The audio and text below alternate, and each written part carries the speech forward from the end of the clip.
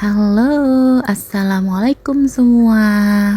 Kali ini kita main lagi ke benteng, eh, benteng pendem di daerah Ngawi, Jawa Timur.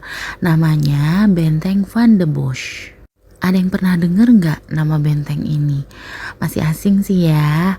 Mungkin hanya orang-orang deket sini aja yang tahu. Tapi kalau yang suka sejarah pasti tahu tempat ini. Terakhir ke sini tahun 2018 dan itu masih bangunan lama banget.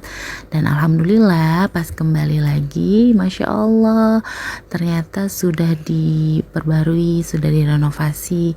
Cantik banget, jadi tambah rapi, jadi tambah semangat anak-anak belajar sejarahnya. Sebenarnya sih jalan-jalan kayak gini nggak cuma anak-anak ya yang belajar, tapi emak bapaknya juga jadi belajar. Apalagi tentang sejarah begini-gini kan, kita pasti taunya dikit banget.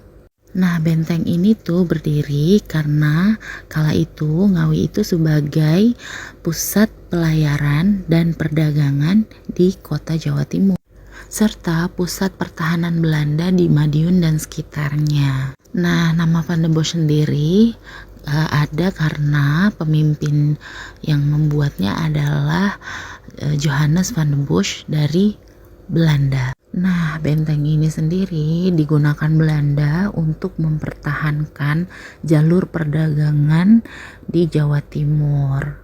Tapi waktu setelah Belanda terusir, akhirnya dikuasai Jepang, beralih fungsi jadi penjara. Makanya look dalamnya itu sekarang terlihat seperti penjara nih. Lucu kan anak-anak? Nah, setelah itu, setelah Jepang juga sudah lengser dari Indonesia, akhirnya benteng ini dikuasai lagi oleh Indonesia dan dipegang oleh TNI.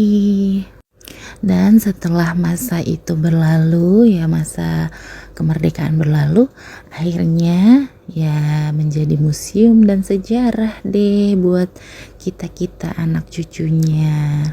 Dan benteng ini tuh cukup luas loh, Masya Allah deh, kita jalan aja bisa sampai keringetan. Tapi anak-anak happy banget kalau jalan-jalan ke museum begini.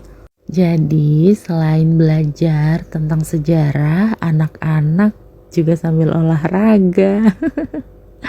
Oh iya, satu lagi, ternyata di dalam museum ini ada makam salah satu pengikut Pangeran Diponegoro, namanya Kiai Haji Muhammad bin Nur Salim. Beliau ditangkap dan dibawa ke benteng ini, kemudian dikubur hidup-hidup. Konon beliau adalah yang menyebarkan agama Islam pertama di Ngawi. Tuh, seru kan? Konten kita kali ini, anak-anak happy, mamanya happy, murah meriah, tapi bikin seneng. Besok kita buat kayak gini lagi ya. Bye-bye.